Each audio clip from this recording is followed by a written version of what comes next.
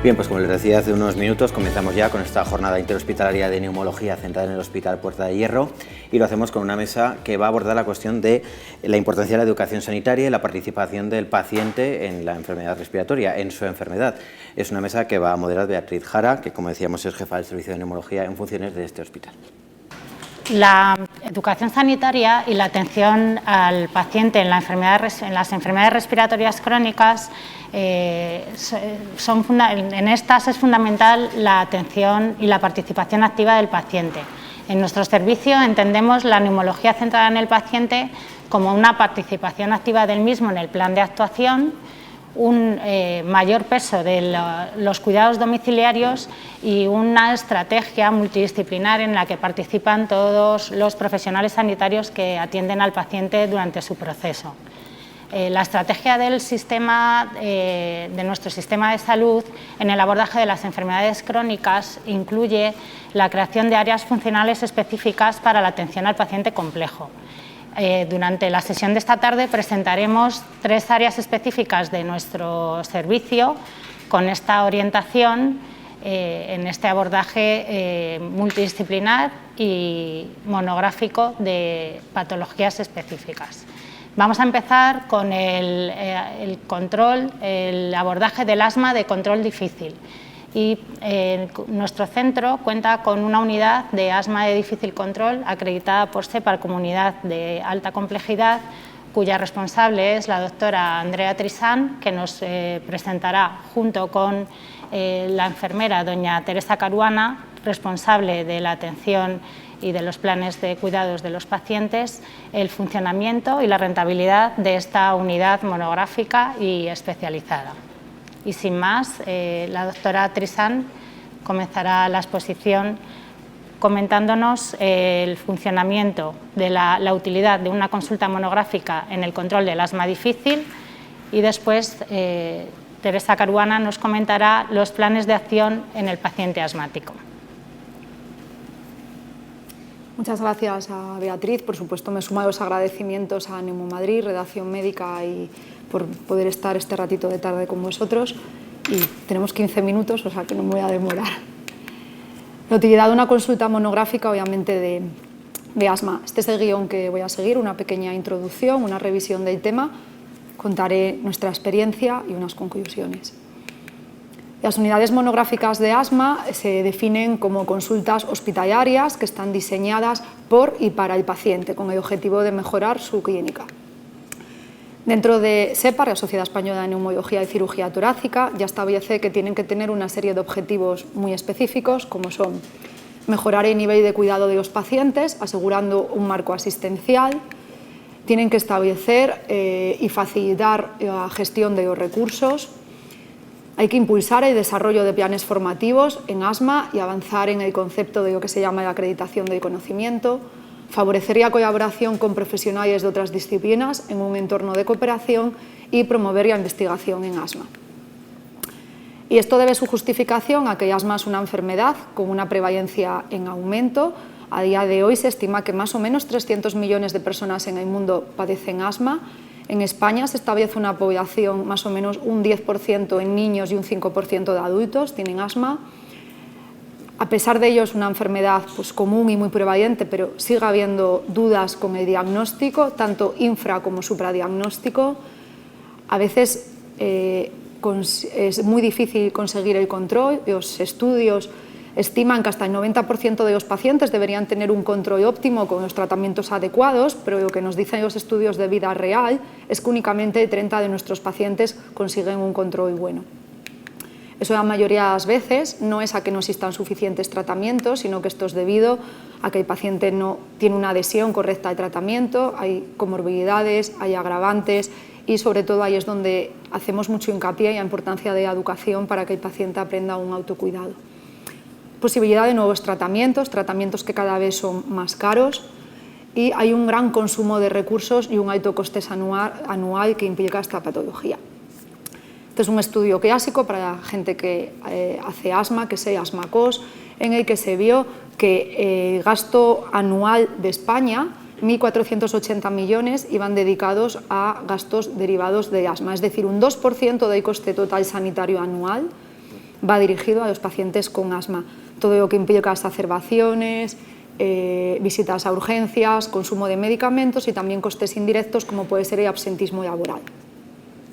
Este es otro estudio más reciente de 2019 que lo que demostró es un estudio multicéntrico a nivel europeo en el que se vio que una exacerbación asmática conlleva un gasto de unos 758 euros de media. En cuanto a las consultas monográficas, tienen su ser, a base de todo podríamos decir que nació en el programa finlandés. El programa finlandés es un clásico entre los neumólogos. Se vio que a partir del año 1994 establecieron un objetivo que era conseguir controlar a los pacientes y centralizar los recursos. Consiguieron con un aumento sorprendente de diagnóstico, a pesar de que aumentaron las pruebas diagnósticas y los tratamientos, se demostró que se podía mejorar el control de los pacientes disminuyendo las exacerbaciones y las visitas a urgencias y las hospitalizaciones. Ya en el año 2011 empezaron también estrategias en diferentes centros donde se empezaron a publicar artículos sobre cómo conseguir manejar a los pacientes y cómo debería estar implementada una unidad monográfica.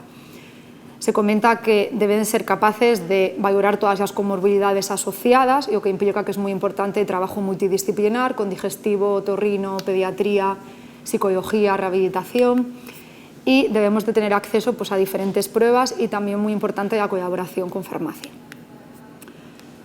Este es un estudio en el que la principal diferencia con todos los que hay publicados es que es el único que es prospectivo sobre datos del registro de Reino Unido y en el que se vio como en más de 700 pacientes una unidad monográfica de asma consiguió reducir las visitas hospitalarias, las visitas a urgencias y los ingresos, y todo ello, lo más importante de todo, es sin conllevar un aumento de medicación como son los corticoides sistémicos, que es el principal caballo de batalla. O sea, doble moneda, ¿no?, que tenemos en el asma. Es lo que más mejora a nuestros pacientes, pero es lo que genera más daño con los efectos adversos que conllevan. Por todo ello, en el año 2015, nuestra sociedad propuso hacer un llamamiento para crear unidades monográficas de alta complejidad para poder centrar el seguimiento de estos pacientes asmáticos graves que tenían un mal control. Establece 3 niveles diferentes de acreditación: las unidades de alta complejidad, las unidades básicas y las unidades de media. Todo esto es debido a que el tratamiento de asma es un tratamiento que está muy estandarizado en las guías, un tratamiento que debe ser escalonado, que debe ser completamente dinámico, que hay que valorar en cada consulta, pero independientemente de la gravedad que tenga el paciente, en todos los escalones, algo que es básico, un pilar fundamental, es la educación.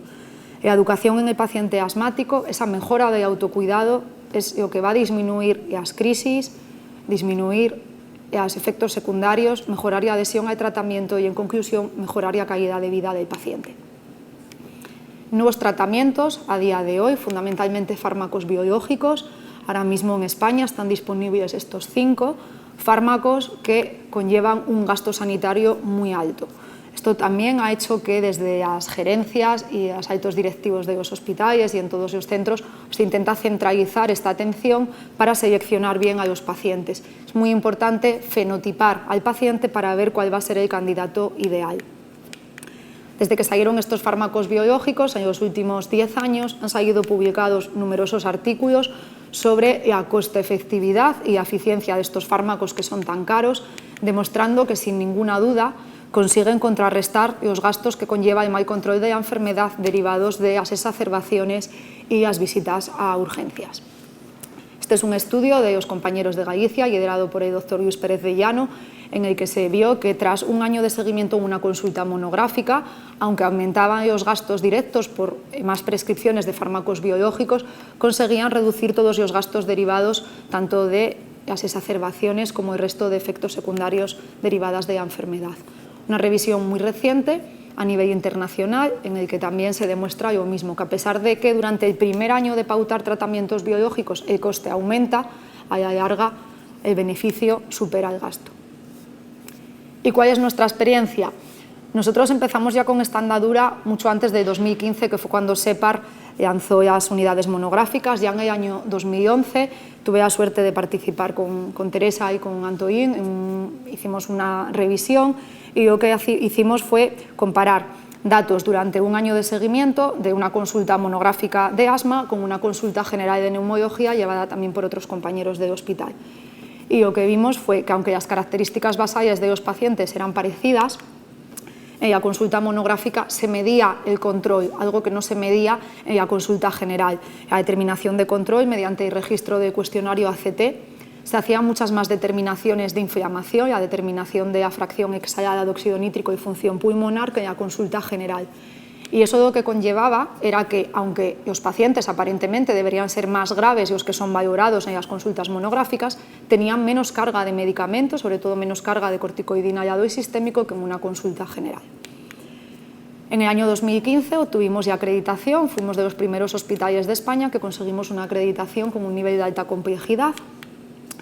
Y desde entonces pues las cosas han cambiado, ahora hemos pasado de ser 3 a ser 2, aunque el doctor López Viña siempre está con nosotros, y disponemos de una consulta 2 días por semana monográfica, ofrecemos a los pacientes atención urgente, también funcionamos como hospital de día, puesto que les ponemos la medicación subcutánea, intravenosa que necesitan. Tenemos una consulta de transición con los pediatras que funciona el primer martes de cada mes para dar apoyo a estos pacientes en torno a los 16 años que hacen pues, esta fase tan importante de su vida, ¿no? Que pasan por la adolescencia. Tenemos montado la unidad de vía aérea única de forma multidisciplinar con otorrino, pediatría y alergia. Participamos en numerosos estudios nacionales e internacionales y hacemos docencia tanto pre-posgrado. Somos también centro de referencia nacional, de diferentes sitios nos mandan pacientes. Me gustaría destacar el trabajo multidisciplinar que tenemos, sobre todo nombrar a los compañeros de alergia, otorrino y pediatría, con quien trabajamos directamente un martes de cada mes. Y sobre todo me gustaría destacar algo que hacemos, que a nivel nacional creo que se hace en muy poquitos sitios, que es la provocación para la obstrucción laríngea inducible. Los pacientes con disfunción de cuerdas vocales, que con muchísima frecuencia se confunde el diagnóstico o se solapa el diagnóstico de asma, nosotros establecemos una prueba diagnóstica para poder confirmarlo, lo cual nos ayuda a mejorar la educación en el paciente y poder explicarle la diferencia de los síntomas. ¿Y cuáles son las conclusiones? Pues una consulta monográfica ha demostrado importantes beneficios clínicos para los pacientes, mejora el control, disminuye las exacerbaciones y por tanto mejora la calidad de vida y a pesar de usar fármacos muy caros ha demostrado un balance coste-efectivo muy favorable. Hola, buenas tardes. Como ha comentado antes Beatriz, soy Teresa, soy enfermera y trabajo en la consulta de asma del Hospital Puerta de Hierro. Me toca hablar de los planes de acción en el paciente asmático. El objetivo del tratamiento del asma es conseguir el control de la enfermedad y para esto, obviamente, necesitamos un diagnóstico correcto y un tratamiento adecuado, es decir, que el paciente esté bien diagnosticado y bien tratado. Pero solo con esto sería insuficiente. Para conseguir el control, el paciente tiene que tomar los fármacos de forma correcta, debe saber conocer los inhaladores y hacerlos correctamente y además el paciente tiene que saber qué hacer en caso de deterioro, pero no solamente tiene que saber qué hacer, sino además tiene que hacerlo. Y es aquí donde la enfermería cobra un papel muy importante. En la consulta de enfermería se ponen en marcha programas de educación que incluyen estrategias para mejorar el cumplimiento y además planes de acción. Esto no es algo que hagamos nosotros porque sí, sino porque ya viene reflejado en muchísimas guías y en concreto en la GEMA 5.2, como es esta, aparece con un grado de recomendación muy fuerte. Y esto quiere decir que es de obligado cumplimiento. Definimos los planes de acción como una serie de instrucciones que se elaboran y se proporcionan al paciente por escrito y se elaboran de forma individualizada para que el paciente sepa actuar en caso de deterioro de la enfermedad. Antes, algunos de nosotros conocemos este tipo de plan de acción, se daban unas tarjetas con un sistema de semáforos. Actualmente, en las consultas y con los ordenadores, lo incluimos en la hoja de tratamiento del paciente y queda así conformado. Luego explicaremos más adelante el plan de acción. Los planes de acción tienen que incluir varios puntos, normalmente 4. El primero de ellos, cuándo y cómo aumentar la dosis de esteroides inhalados. y esto se hace multiplicando por 4 el tratamiento de mantenimiento. Un segundo punto sería cuándo y cómo iniciar el tratamiento con los corticoides orales. Un tercer punto sería cuándo y cómo pedir ayuda, y para eso facilitamos los teléfonos de contacto de la consulta y además el correo electrónico. Y por último, cómo y cuándo debe acudir a urgencias y qué es lo que debe hacer antes de ir. ¿Y esto cómo lo ponemos en marcha? ¿Cómo lo hacemos en la consulta? ¿Qué método de enseñanza seguimos? Pues antes de todo, antes de elaborar el plan de acción, hay que enseñar al paciente a monitorizar los síntomas y monitorizar el flujo expiratorio máximo. Y todavía más importante es mostrar al paciente que esto no es una tarea que le imponga al médico, que no es una obligación, sino que es una herramienta para que sepa cuándo está bien controlado o cuándo inicia un deterioro. Y además porque a largo plazo esto le va a suponer mucha más autonomía. Por tanto, en la consulta se le enseña a medir correctamente el flujo expiratorio máximo y se hace con un medidor de flujo, el llamado peak flow. Nos apoyamos en folletos explicativos y el paciente lo practica en la consulta delante de nosotros y le enseñamos cómo debe hacerlo, cómo es la técnica para medirlo. Y luego se le instruye en cómo debe registrarlo. Debe apuntar las mediciones, debe poner los síntomas en el caso de que los tenga, y esto lo practica en la consulta hasta que lo sepa hacer correctamente, porque luego lo hará en su domicilio y nos hará los registros de nuevo. Es por eso que en las visitas sucesivas, además de otras intervenciones que hacemos, como puede ser el test de control de asma, como puede ser el feno o la espirometría, pues como siempre se revisa la técnica de medición y de monitorización. Y aquí hacemos ver al paciente cuando no tiene un buen control, cuando hay muchísima variabilidad, cuando hay muchos picos en las mediciones y además coincide con muchos de los síntomas. O por el contrario, cuando el paciente mantiene un buen control y las mediciones son muy constantes y hay poca variabilidad. Y en muchas ocasiones lo que hacemos es colocar alguna señal recordatoria, como es esta línea amarilla, para que el paciente visualmente sepa si está por encima de ella, mantiene un buen control, y si por el contrario va decayendo, pues entonces se inicia un deterioro. Después de esto, la neumóloga le ajusta el tratamiento y le pone un plan de acción. Y es entonces cuando en la consulta se comprueba que lo conoce y que lo entiende.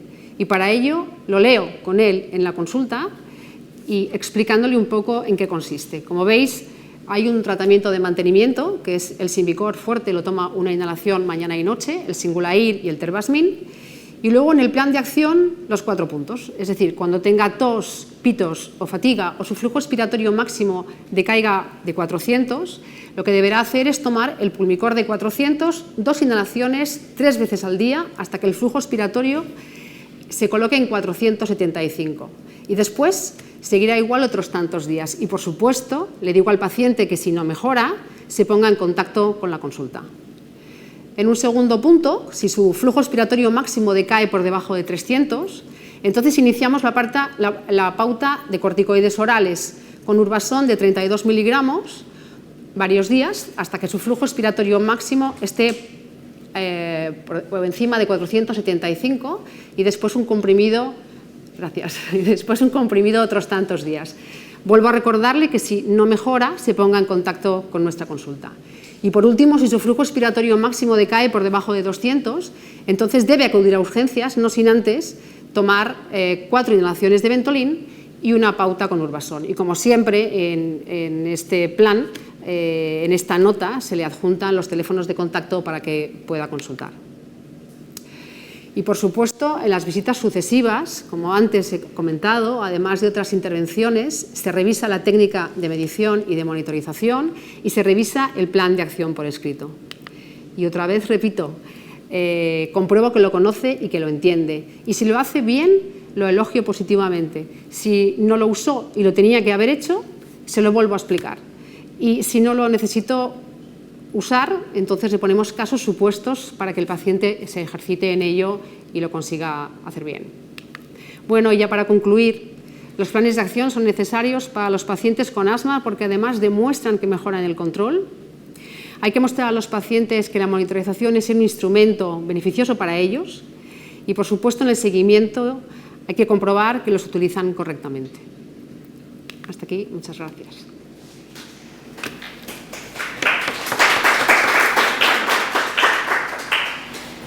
Bueno, pues creo que, aunque con una breve pincelada, hemos mostrado que una consulta monográfica de asma es coste eficaz, es gratificante y además doy fe de que los pacientes están muy satisfechos y muy contentos con la labor y el gran trabajo que realizan mis compañeras.